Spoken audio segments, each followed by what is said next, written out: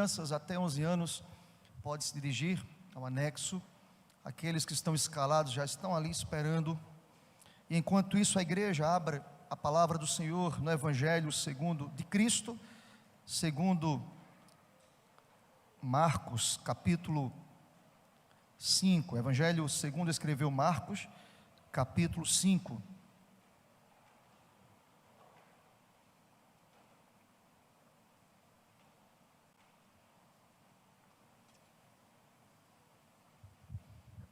Eu quero chamar a sua atenção ao que está escrito a partir do final do versículo 24, até o versículo 34.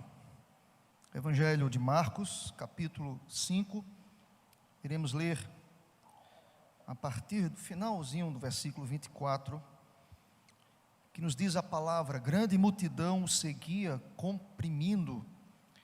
Aconteceu que certa mulher que havia 12 anos vinha sofrendo de uma hemorragia e muito padecera a mão de vários médicos, tendo despendido tudo quanto possuía, sem contudo nada aproveitar, antes, pelo contrário, indo a pior. Tendo ouvido a fama de Jesus, vindo por trás dele, por entre a multidão, tocou-lhe a veste. Porque ela dizia: se eu apenas lhe tocar as vestes, eu ficarei curada. E logo se lhe estancou a hemorragia e sentiu no corpo estar curada do seu flagelo. Jesus, reconhecendo imediatamente que dele saíra poder, virando-se no meio da multidão, perguntou: quem me tocou nas vestes? Responderam-lhe os seus discípulos: vês que a multidão te aperta e dizes: quem me tocou? Ele, porém, olhava ao redor para ver quem fizera isto. Então a mulher, atemorizada e tremendo, cônscia do que nela se operava, veio, prostrou-se diante dele e declarou-lhe toda a verdade. E ele lhe disse: vamos todos juntos, toda a igreja: filha, a tua fé te salvou, vai-te em paz e fica livre do teu mal. Aleluia, amém. Vamos orar, meus irmãos, mais uma vez. Senhor, aqui estamos, prontos a ouvir a tua voz, e a nossa oração, Deus, é que o Senhor possa falar conosco. Usa-me como instrumento, Deus, em tuas mãos, que a compreensão da palavra possa ser límpida, que o Senhor me use como boca do Senhor, que cada vida aqui possa ser abençoada, que o Senhor poderosamente possa estar trazendo às nossas vidas respostas, para que o teu nome venha a ser honrado, Senhor. Usa-me como instrumento, em nome de Jesus, amém, Senhor. Glória a Deus. Querido, continua com sua Bíblia aberta, nós iremos retomar aqui o texto. A proposta é extrair as verdades do texto. O texto irá falar por si. Mas é interessante, irmãos, antes de olharmos para o texto, como nós temos a convicção que tem coisas que somente Cristo resolve. É fato. Tem coisas que somente a graça do Senhor Deus pode resolver. Tem demandas que nós não conseguimos mensurar e muito menos resolver. Esse texto é um texto que revela para a gente a dádiva das boas novas do Evangelho, daquele que cuida, daquele que é Senhor de todas as coisas. Evangelho, irmãos, nós bem sabemos que Evangelho significa boas novas, boa notícia, maravilhosa mensagem.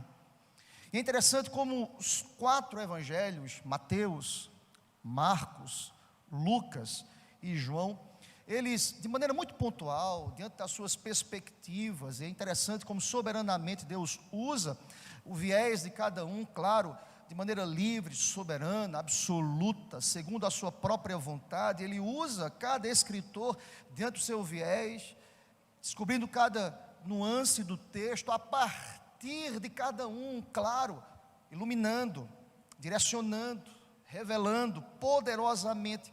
Mas é interessante como cada evangelista registra os fatos e os eventos da vida, morte e ressurreição de Cristo de maneira pontual e maravilhosa. Aqui estamos mais uma vez diante de um texto que é contemplado, irmãos, por outros evangelistas. Mateus e Lucas também narram este fato que está aqui registrado pelo evangelista Marcos.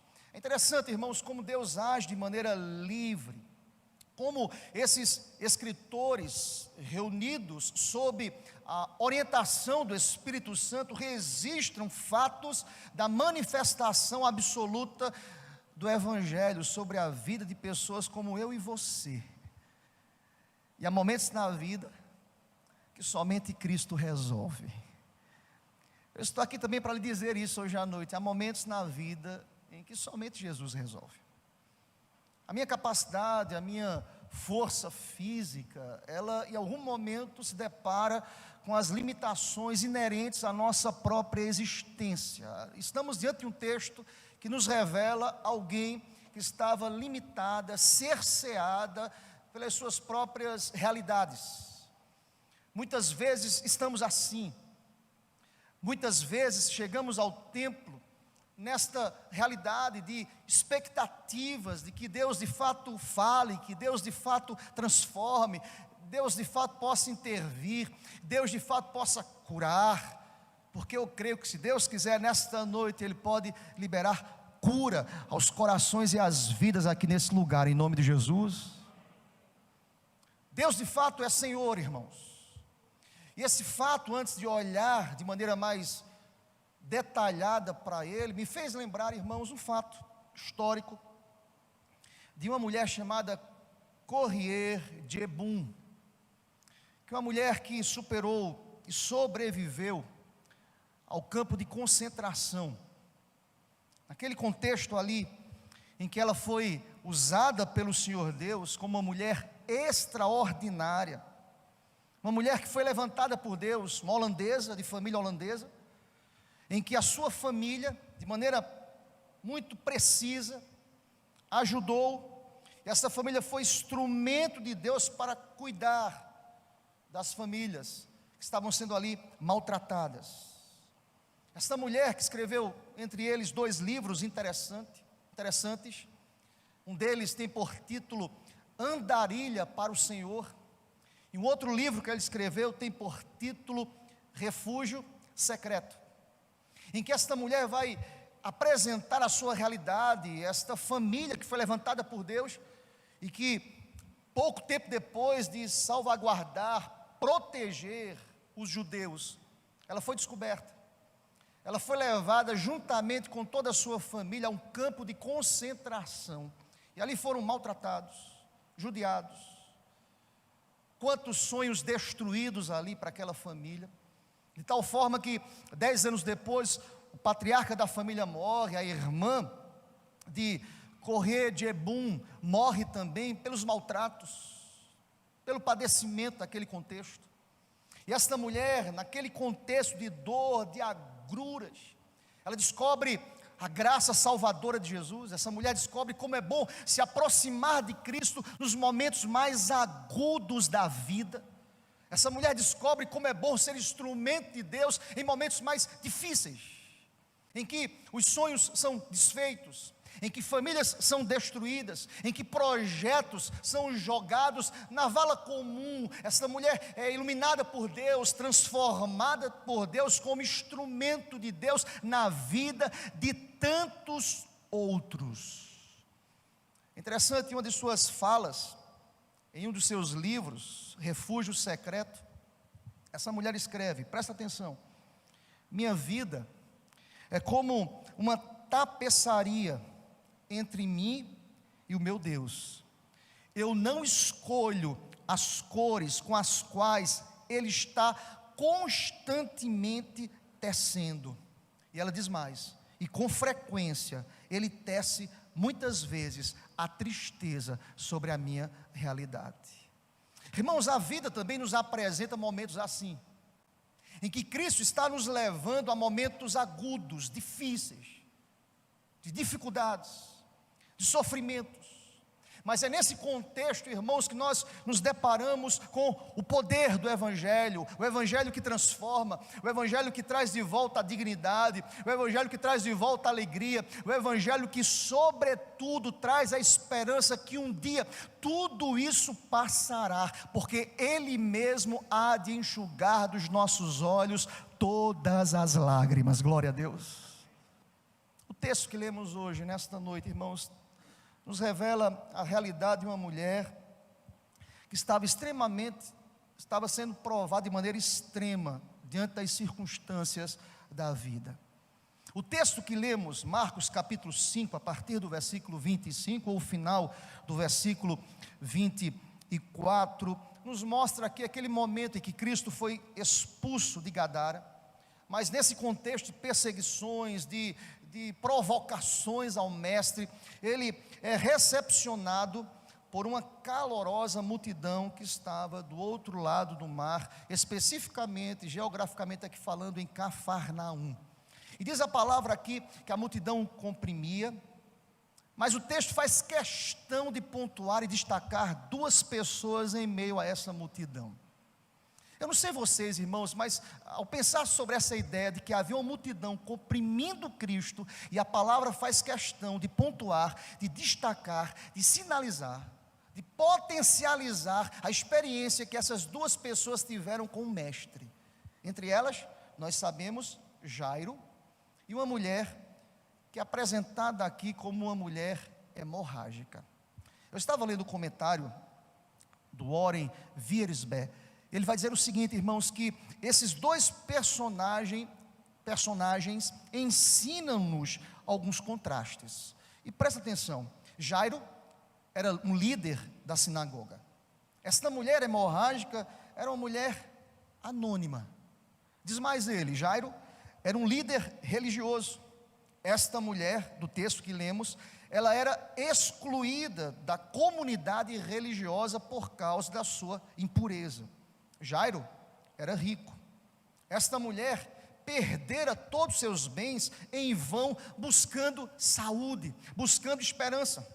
Jairo teve a alegria de conviver 12 anos com a sua filhinha, que agora estava morta.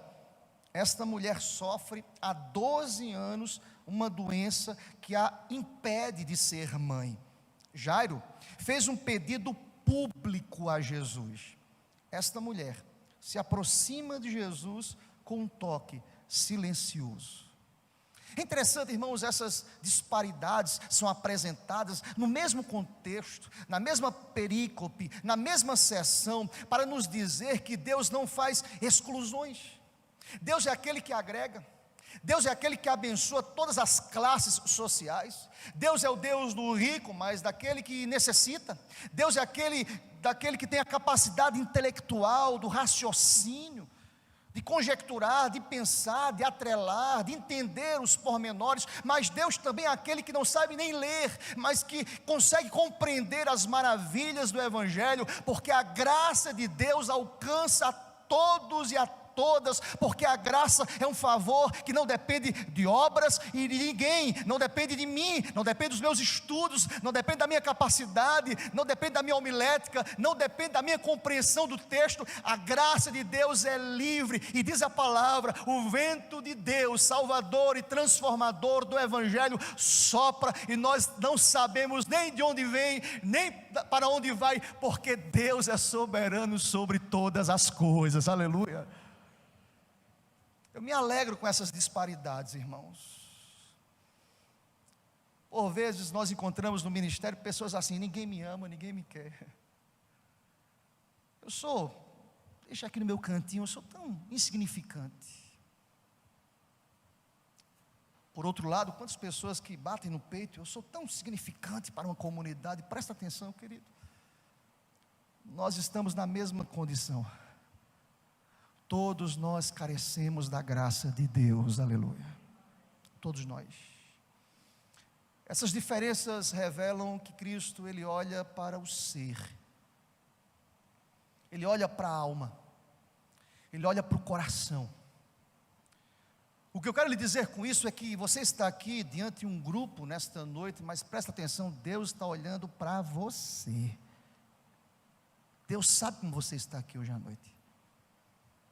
Você está diante de um grupo aqui hoje à noite, mas Deus conhece quais são as suas inquietudes, as suas agruras. Percebam, irmãos, enquanto Jesus está a caminho da casa de Jairo, repentinamente acontece o quê? Uma interrupção.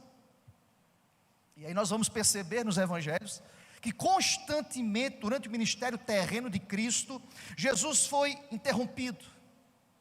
Se você fizer um levantamento bíblico, por exemplo, no discurso para a multidão, lá em Marcos capítulo 2, Jesus foi interrompido. Conversando com os seus discípulos em Marcos capítulo 8, ele foi interrompido. Em viagem, ele foi interrompido. Dormindo, ele foi interrompido. Orando, ele foi interrompido. Mas para que esses fatos estão registrados, irmãos?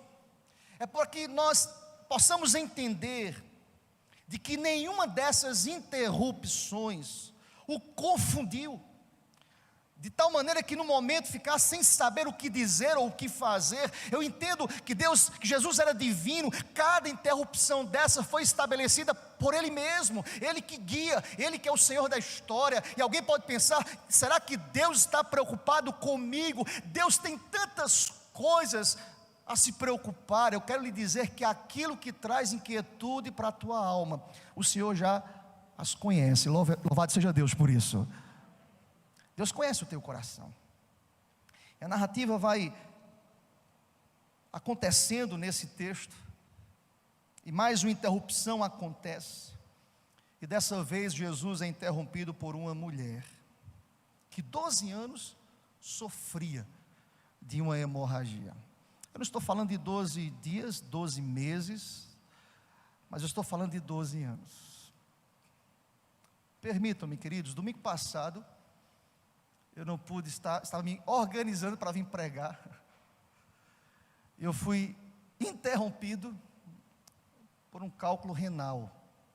Eu até disse para os irmãos, olha, se existe uma dor pior que essa, eu vou dizer, bendito seja o nome do Senhor Deus por ter nascido homem. Porque eu fiquei sabendo que a dor do parto é pior. Deus abençoe essas irmãs abençoadas, em nome de Jesus. Misericórdia, irmãos, que dor. Interessante como o progresso é rápido, irmãos. 5 minutos de dor, eu já estava em cima de uma cama dizendo, Kézia, me leva para o hospital, não aguento mais. Que dor absurda. Que progresso, irmãos, uma dor, uma fisgada nas costas, e em 5 minutos eu estava deitado, arriado, sem conseguir ficar em pé. Que dor absurda. É interessante, irmãos, como as nossas interrupções humanas, falhas, que são tão pontuais, e que eu estou nesse processo para expelir essa pedra. Eu até brinquei com alguém que ligou para mim, não sei se foi a Bia, não lembro agora. Eu disse assim, Bia, eu estou cantando direto aquela música, remove a minha pedra, me chama pelo nome. Eu estou cantando, eu quero que essa pedra saia logo, irmãos. Isso tem me incomodado.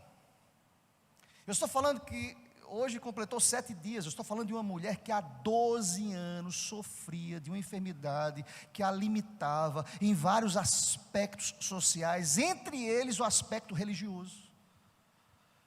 Ela era vista para a comunidade, para a sociedade, como alguém impura. Você já pensou nas perdas para essa mulher, na crise emocional dessa mulher, que precisava se aproximar dos outros para estabelecer uma relação social escondida, porque ela era impura. A hemorragia aqui descrita revela-nos um corrimento de sangue constante, de maneira ininterrupta, 12 anos de sangue, de dor, de sangue excessivo, de uma mulher que sofria, de uma mulher que procurou os meios, de uma mulher que procurou os viés, todos os caminhos, de uma mulher que estava impedida de um contato sincero e verdadeiro, olho no olho. Eu estou falando de uma mulher que sofria há 12 anos, mas que um momento de sua vida, ela diz, há esperança. Porque há coisas que somente Jesus pode resolver. Eu estou aqui mais uma vez para lhe dizer, olha aqui para mim, querido, há coisas que somente Jesus pode resolver. E sabe o que me traz alegria? É que Jesus resolve, glória a Deus por isso. E sabe o que traz alegria à minha alma? É que Ele continua sendo o mesmo. Ele resolve, não há caso perdido, não há nada que Deus impedido de fazer. Ele é Senhor de todas as coisas. Nós entendemos à luz deste pano de fundo, desse contexto, que a esperança e a última razão de esperança para esta mulher tem nome, tinha nome, tem nome hoje para a gente, é Jesus. O que me interessa no aspecto e nos detalhes desta narrativa, irmãos, é que nos tempos difíceis, na impossibilidade, diante de quadros em que nós nem temos respostas, Deus se apresenta como solução única e última para nos dizer: eu estou no controle de todas as coisas. Deixa eu dizer uma coisa para o teu coração hoje à noite: Deus está no controle da tua vida, creia nisso. Deus está no controle da tua vida. É interessante, irmãos, que a razão em tocar as vestes de Cristo é dada aí no versículo 28, vai para mim, vai comigo aí o versículo 28, só para que você possa entender aquilo que a mulher, como expectativa, criou. A grandeza da fé desta mulher consistia nisto aqui, descrito no versículo 28, que eu lhe convido a ler comigo, todos juntos, porque dizia: se eu apenas lhe tocar as vestes, ficarei curada. Seja bendito o nome do Senhor. Veja que profissão de fé dessa mulher. Diferentemente de muitos outros, por muito pouco nós deixamos até de frequentar a igreja. É verdade ou não é, irmãos? Por muito menos nós até negamos a Cristo. Por muito menos nós até deixamos de publicamente proferir a nossa fé, e intimamente, que é o maior desafio, irmãos, diante das agruras da vida, proferir a nossa fé.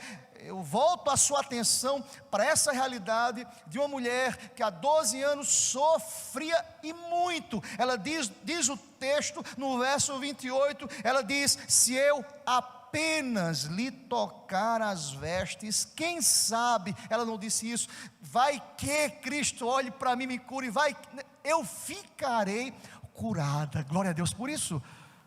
Esta é uma pública profissão de fé, irmãos, sem holofotes, sem transmissões, sem auditório, no recôndito da alma, na intimidade.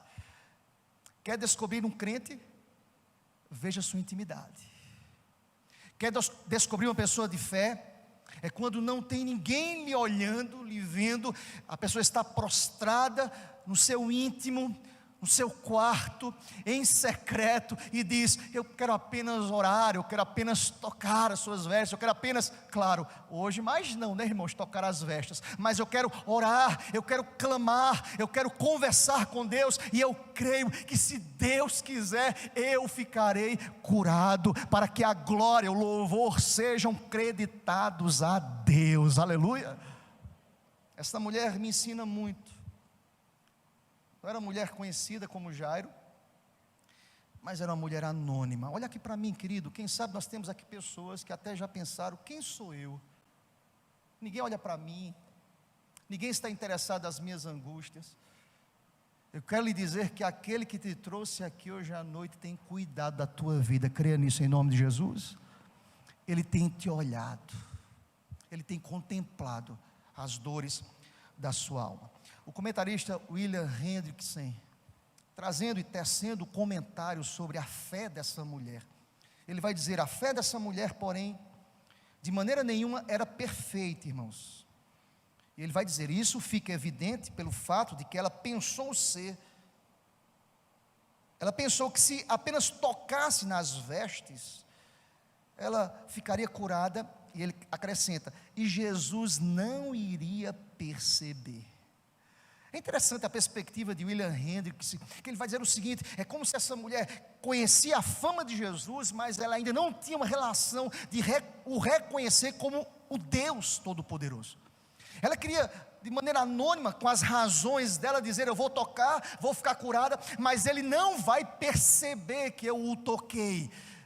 Irmãos, não há nada que Deus não perceba, não há nada que Deus não possa entender. Deus conhece a todos, Deus conhece todas as coisas, é Deus que dá ordem às estrelas, é Deus que faz descortinar os céus, é Deus que dá ordens a todas as coisas. Esta mulher, lé do engano, ela pensou: Jesus não irá perceber que eu toquei em suas vestes, eu não sou digna. Mas Jesus percebeu.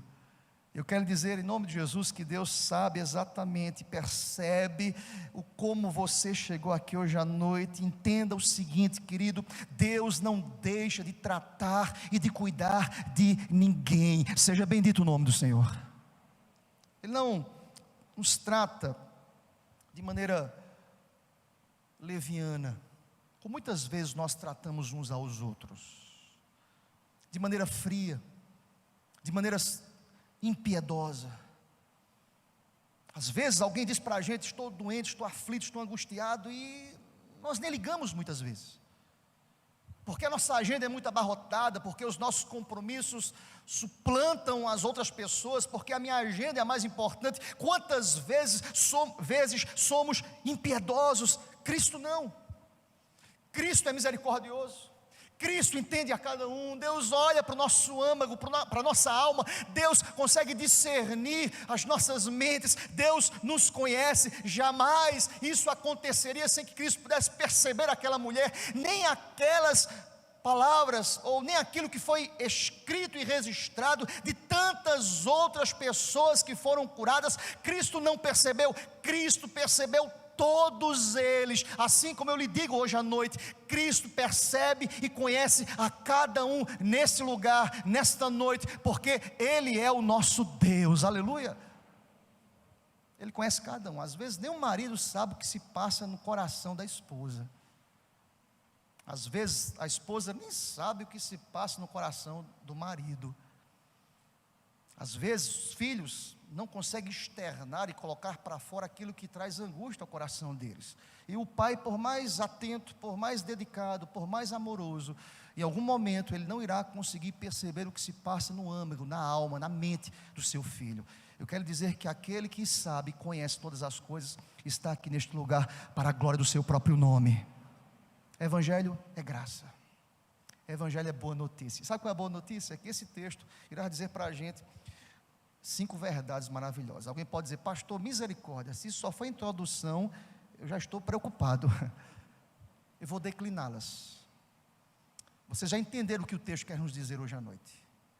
Esse texto traz ao meu coração 5 verdades. Esta mulher hemorrágica ensina-me e ensina-nos sobre as marcas de uma fé transformadora. A primeira marca aqui, irmãos, nós encontramos nos versículos 25 e 26, uma fé nascida do desengano. A primeira marca aqui é que essa fé, ela é nascida do desengano. Vamos ler juntos versículos 25 e 26, toda a igreja. Aconteceu que certa mulher,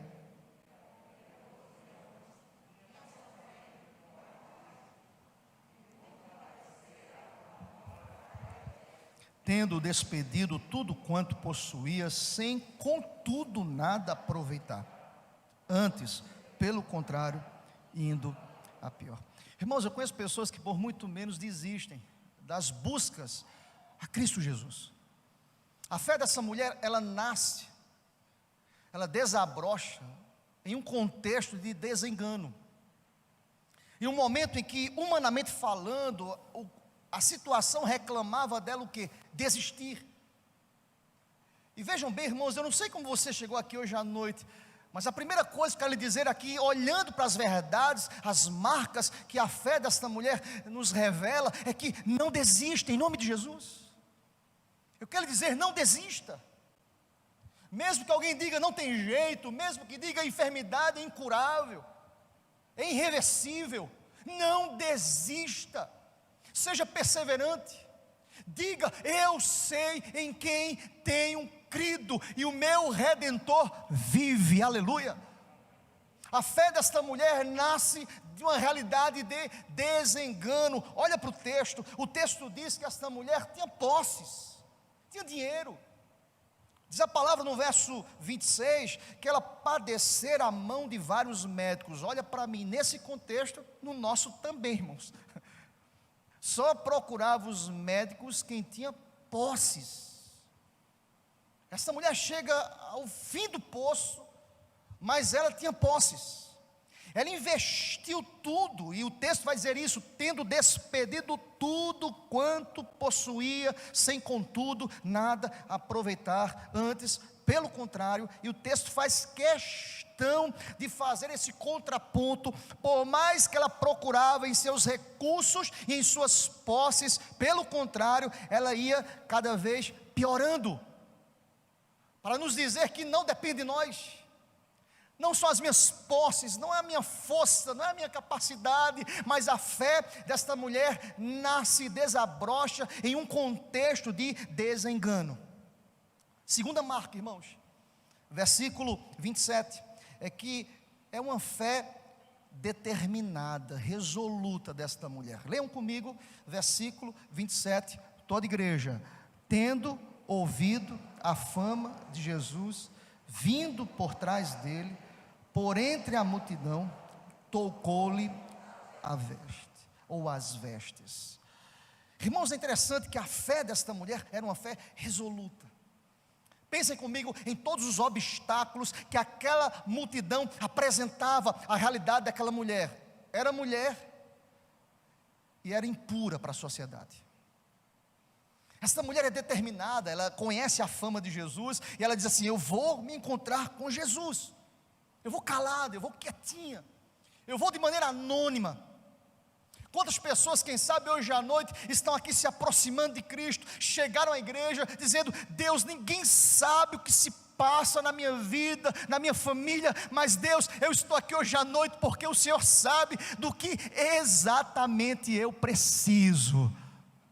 Esta mulher se aproxima, e a fé dela é uma fé determinada. Como esta mulher me ensina a entender que Deus, Ele está atento para aquilo que muitas vezes ninguém conhece, mas Ele sabe, Ele conhece. Além de ser uma fé determinada, irmãos, o versículo 28, que eu te convido a ir comigo, me revela também uma fé reflexiva. Olha para o verso 28, todos juntos. Porque dizia: se eu apenas tocar as vestes, ficarei. Sabe o que me chama a atenção, irmãos, aqui? O turbilhão existencial desta mulher não roubou dela a reflexão. Vocês sabem que uma das maiores enfermidade do século, é a ansiedade. A ansiedade tem destruído famílias, relacionamentos. Crentes que ficam ansiosos e: pastor, um crente pode passar por um momento de ansiedade? Sim. Biblicamente falando, eu quero lhe citar Moisés, ansioso e que gera uma depressão. E aí, para mim é um combo, irmãos, ansiedade, depressão, é um combo. Elias passou por isso. Esta mulher tinha tudo para não ter um tempo de reflexão, de ponderar, de mensurar, de entender, mas ela diz: olha, diante das angústias da minha alma, ela tem uma fé reflexiva e diz: se eu apenas lhe tocar. Eu não quero audiência, mas ela reflete: eu quero apenas lhe tocar, porque eu sei, pela fama de Jesus, que Ele é poderoso para curar a minha vida. Eu não sei, querido, quais são as suas reflexões. Eu sei das minhas ponderações. Eu sei o que aflige a minha alma. Eu sei o que eu tenho pedido a Cristo. Eu sei o que é objeto das minhas orações. Quem sabe você está aqui hoje à noite pensando: Deus, quantas coisas eu tenho colocado diante do Senhor Deus. Mas, irmão, não furte de suas reflexões a verdade poderosa, que o Jeová Rafá é aquele que cura. Glória a Deus por isso. Deus cura, Deus salva, Deus transforma, Deus é aquele que traz a dignidade de volta. Glória a Deus por isso. A fé desta mulher era uma fé reflexiva também. Mas presta atenção, irmãos, como o processo e como o texto é extremamente progressivo. Porque o desenrolar desse texto irá nos dizer que aquela fé foi muito abençoada. Olha comigo ainda o verso 29, o versículo 30, 31 e 32, está escrito, olha comigo, e logo, quando ela toca em Jesus, se lhe estancou a hemorragia e sentiu no corpo estar curada do seu flagelo. Jesus, reconhecendo imediatamente de que dele saíra poder, virando-se no meio da multidão, perguntou: quem me tocou nas vestes? Responderam-lhe os discípulos, penso eu, admirados, e diz assim: vês que a multidão te aperta e dizes: quem me tocou? E ele, porém, olhava ao redor para ver quem fizera isto. Se você pegar alguns comentaristas, alguém vai dizer o seguinte: será que foi o lado humano de Cristo que não sabia quem era? Eu quero lhe dizer que Deus sabia exatamente quem era. E por que da pergunta de Cristo? Cristo queria ensinar, queria mostrar até mesmo aos discípulos, aos conhecedores da lei, de que a graça manifesta, alcança até aqueles que são considerados impuros. Irmãos, Jesus poderia tratar essa demanda no privado, e às vezes nós queremos tratar algumas demandas no privado. Cristo é aquele que trata o coração do homem de maneira pública, para revelar ao coração do homem de que a graça supera, porque onde abundou o pecado, superabundou a graça de Deus. Irmãos, eu estou falando de uma mulher conhecida, que estava ali escondida por certo, de uma mulher que tinha posses, de uma mulher que investiu tudo que tinha com os médicos, mas Cristo aproveita a oportunidade para dizer: eu sou aquele que trata o coração e devolvo a dignidade até mesmo aos excluídos da sociedade. Se não vejamos, nós estamos aqui nesta noite porque a graça transformadora e que inclui diante desse caminho de salvação nos alcançou, e hoje nós podemos dizer: vivo não mais eu, mas agora é Cristo que vive em mim. Aleluia. A fé dessa mulher é uma fé reflexiva, mas caminha comigo, irmãos, veja o progresso do texto, para a gente terminar. A quarta e a quinta verdade nos diz que uma das marcas também desta mulher é que ela tem uma fé sincera e uma fé pública. Vamos ler juntos o verso 33, toda a igreja. Então a mulher, atemorizada e tremenda, cônscia do que nela se operara, veio, prostrou-se diante dele e declarou-lhe toda a verdade. Irmãos, o texto me faz compreender que quando Cristo pergunta e olha e fita os olhos para dizer: alguém me tocou diferente, como diz os outros evangelistas, eu entendo que aquela mulher acabara de ser curada. Ela estava próxima de Jesus, havia uma multidão comprimindo, apertando, ela estava próxima de Jesus, e quando Jesus pergunta: alguém me tocou, pois saiu de mim grande poder. Diz a palavra que esta mulher publica aquilo que estava no íntimo, aquilo que era privado, aquilo que era particular, que era em secreto. Diz a palavra que ela se prostra, que ela adora e que ela revela toda a verdade. Irmãos, precisamos ter uma fé pública. Tem muitos crentes que são operosos, ávidos no templo, dentro do gueto religioso. Esse texto me revela que eu preciso ter uma fé pública. Eu tenho dito para os irmãos, e desculpem a redundância, precisamos usar os nossos meios de comunicação, as nossas redes sociais, para publicarmos a nossa fé, para afirmarmos aos quatro cantos: Cristo é o Senhor, Cristo é o Salvador, o Evangelho liberta, o Evangelho é transformador. A minha vida precisa apontar Cristo Jesus, a cristologia precisa tomar a igreja. A glória não é humana, não é da instituição, não é da comunidade, não é do meu conhecimento. Tudo aquilo que faço, falo, todas as minhas ações e reações precisam apontar o nome, e esse nome é Jesus. O Evangelho tem que ser lido através das nossas vidas. Aleluia. A minha fé tem que ser pública. Eu estou aqui para dizer isso ao teu coração. Você precisa começar a segunda dizendo aos teus amigos de trabalho: a minha fé é em Cristo Jesus, aleluia. Essa mulher se prostra, esta mulher é sincera, e esta mulher publicamente diz: eu sirvo e adoro ao Senhor. E por fim, irmãos, para a gente fechar, o texto diz que a última marca dessa mulher é que foi uma fé recompensada. Vamos ler juntos, para a gente terminar, versículo 34, bem forte, meus irmãos. E ele lhe disse: filha, a tua fé te salvou, vai-te em paz e fica livre do teu mal. Seja bendito o nome do Senhor. Irmãos, que coisa maravilhosa fechar essa palavra, entendendo que a fé desta mulher foi recompensada. Nós entendemos que uma fé transformadora é a fé que coloca o coração na pessoa certa.